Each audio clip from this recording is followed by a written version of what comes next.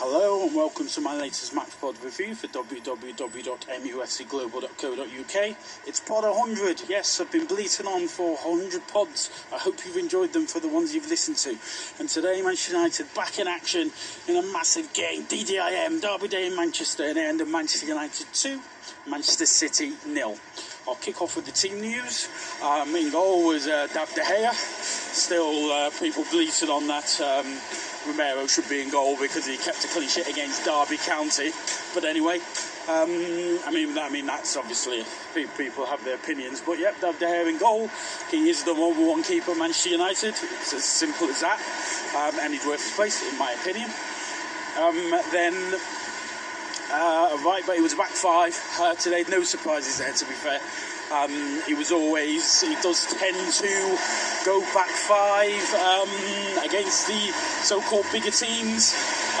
With Harry Maguire back in the team, as I said. Just mind games about him being injured. He was never injured. It was just mind games. But he was back in with Lindelof and Luke Shaw. Lindelof seemed on the right-hand side of the three. Luke Shaw on the left. Fullbacks were Brandon Williams and Wan-Bissaka. Then the midfield of Matic and Fred, with Bruno Fernandes ahead, with the split strikers Anthony Martial and Daniel James. I mean, we all knew how the game was going to go in regards to the style. Manchester City are a possession-based team.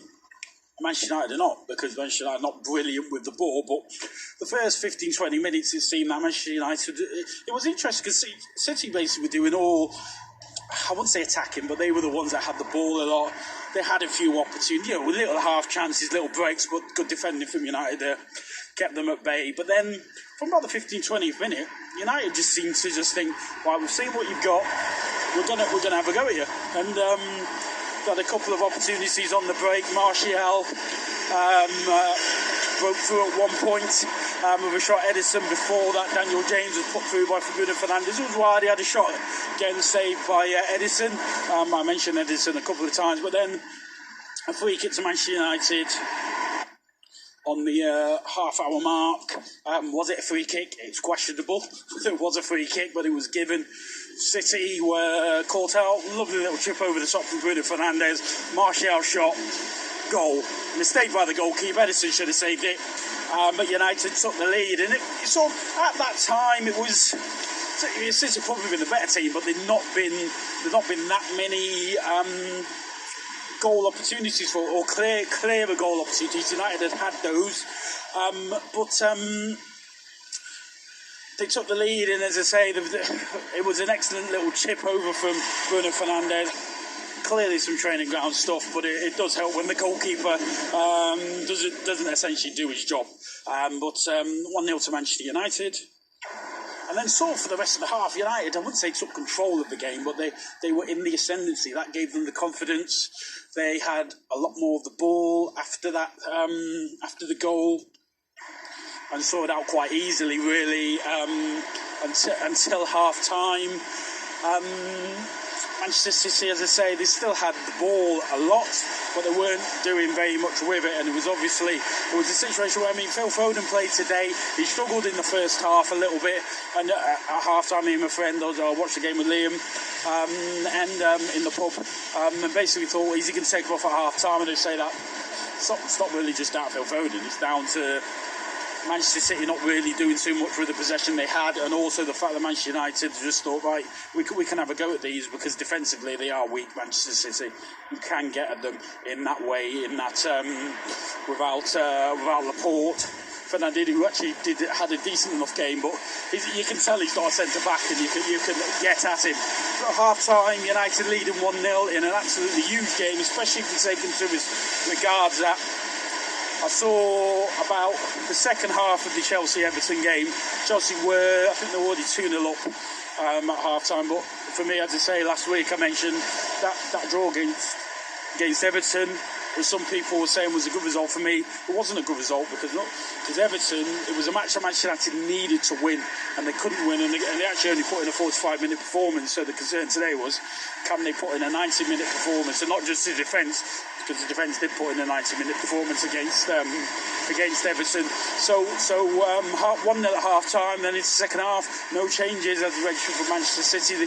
They probably just sort of thought to themselves, right, we're a goal down through to a mistake from the goalkeeper. We can get back into this, and it was going to be about how Manchester United played. Were they going to play on the counter? Well, yes, they were, because they did the same against Liverpool.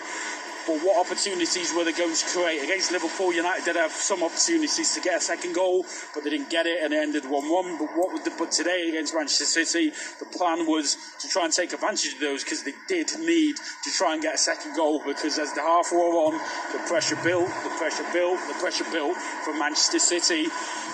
And there probably, as I say, defensively, United were superb. I mean, Harry Maguire did have a bit of an iffy first half. He was done by Aguero at one point, and it took Matic to clear the lines. But it was progressively better as the game went on. Luke Shaw was excellent in the centre-back, the left centre-back position. Lindelof, actually, I think he had a quietly understated game. He gets a lot of criticism, but I think you can see why Ole Gunnar Solskjaer plays him. There are issues maybe with the pace with Maguire and Lindelof, but today they did the basics, all the crosses that came in. But City kept pushing, and Mahrez came on, so did Jesus. And they did create one opportunity for Raheem Sterling, which I think he should have done better. Yeah, it was a tricky one, but you watch it on replay, he did go with his weaker foot, but I think he just needed to guide it, because the ball from Mahrez was hit with a lot of pace. And Mahrez was giving Brandon Williams a lot of trouble. Williams actually did well against him for a young player in that position. But I thought that he should probably have at least guided it towards the goal. I don't think he's ever scored against Man United, because he had an opportunity earlier in the game that was a routine save from David De Gea. But after this second half slice off, the ball did go to Gabriel Jesus, who sort of cut inside and drilled a low shot, which brought a better save, an even better save from David De Gea. So at that time, United were really under the cosh, but as I say, they were still defending well. They were still keeping City at arm's length.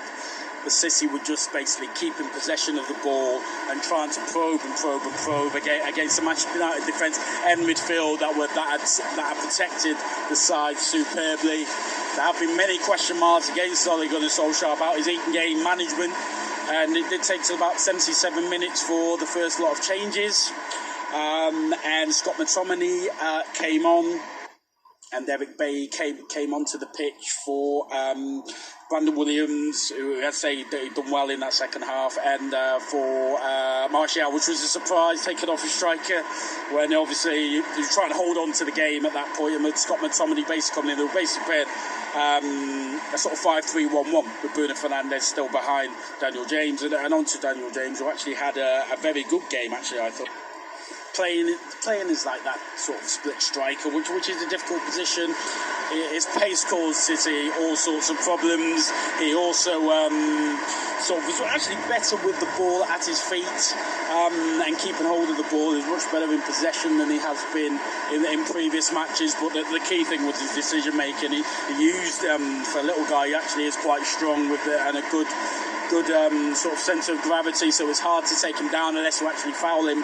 But there were a couple of opportunities. There was one down the right when he sort of skinned the player. Fernandes was running in. He probably should have passed Fernandes first time, but he didn't. He took the player on, and then he should have passed it to Fernandes. It was just a poor bit of football intelligence. And I mean, that he's a young player, that will come, but the coaching around that will need to come as well. I mean, as I say, we don't know. They could have told him what he needed to do. All his reaction at him not passing it backwards to at least Bruno Fernandes or across to Martial, the pass was to Fernandes. Then there was another opportunity where in the centre, as I say, he rode a couple of great challenges that came in, and then he just didn't play the pass to Bruno Fernandes, and when he did, Fernandes had already run offside. So, you know, that was something for Daniel James to look at and to work on. I mean, it looks like he's a starter now. He's been injured for the last couple of games, but he came straight into this game as sort of the number 2 striker ahead of Greenwood. and ahead of Igalo, who may possibly have thought would get a start. There was one final change. Fernandes was taken off for Bruno Fernandes. As I say, still 1-0. United still trying to hold City out. As I say, it wasn't last gaff stuck, but it was clearances, ricochets in the box, and the players were right in the vanguard to clear those balls away. A lot of players in the box. He just couldn't break Manchester United down.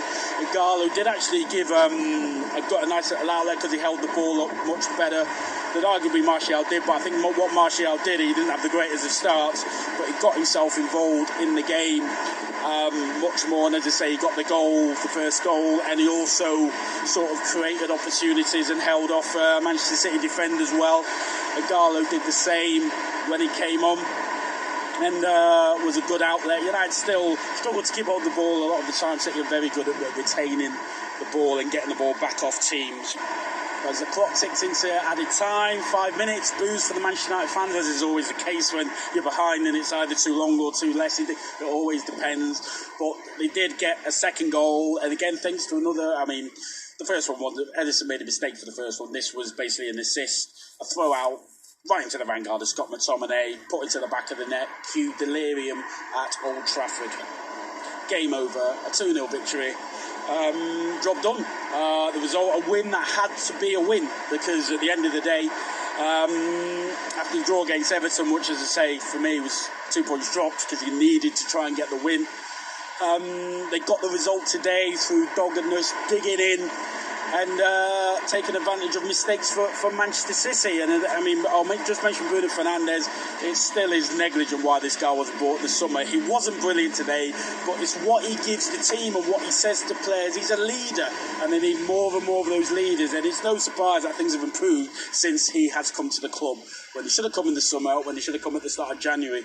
So a fantastic victory for Manchester United. And, credit has to be given to the manager in regards of how he set up and managed to get a 90-minute performance from the team and not just from the defenders. Tactics were spot on. I know you do need bits of luck in football, and Edison's mistake to give you that goal, to give you something to hang on to, there's a help, but they hung on to it well. Obviously, essentially the second goal was immaterial because it was pretty much game over. It was literally the last kick of the game, so pretty much United had already won the game.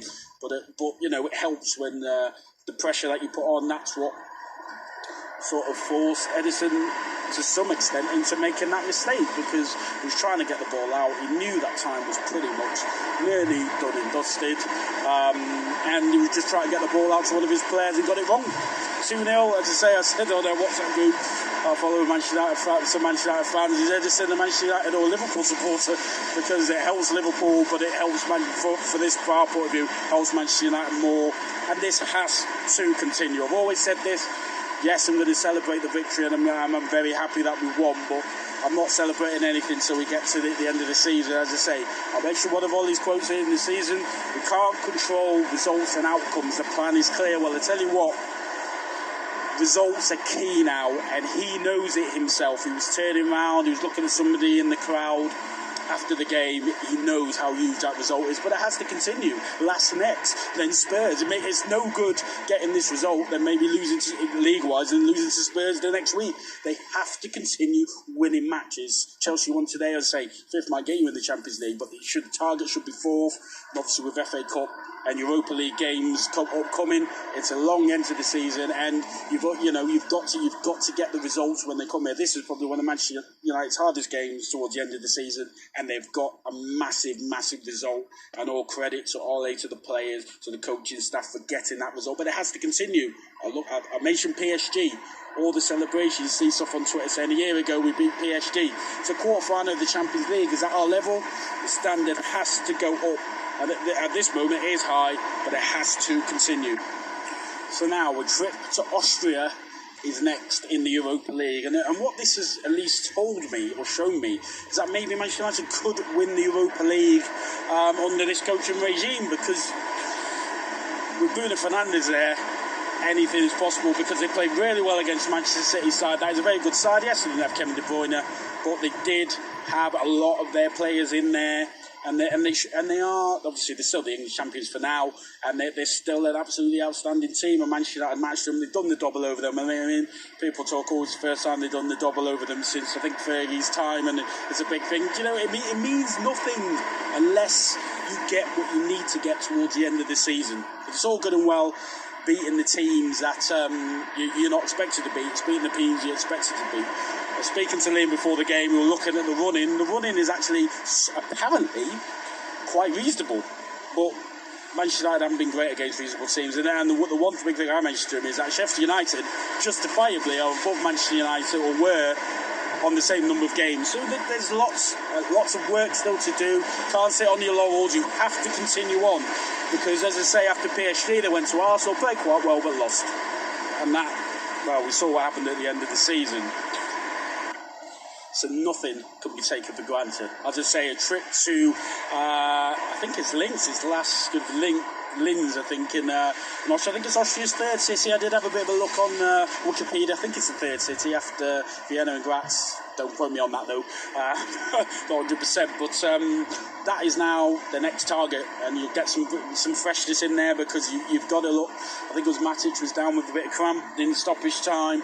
So these players have run themselves into the ground, but they're going to have to run themselves into the ground continually now for the rest of the season, because it's games basically every midweek if they get through in the Europa League as well, and seeing the FA Cup as well.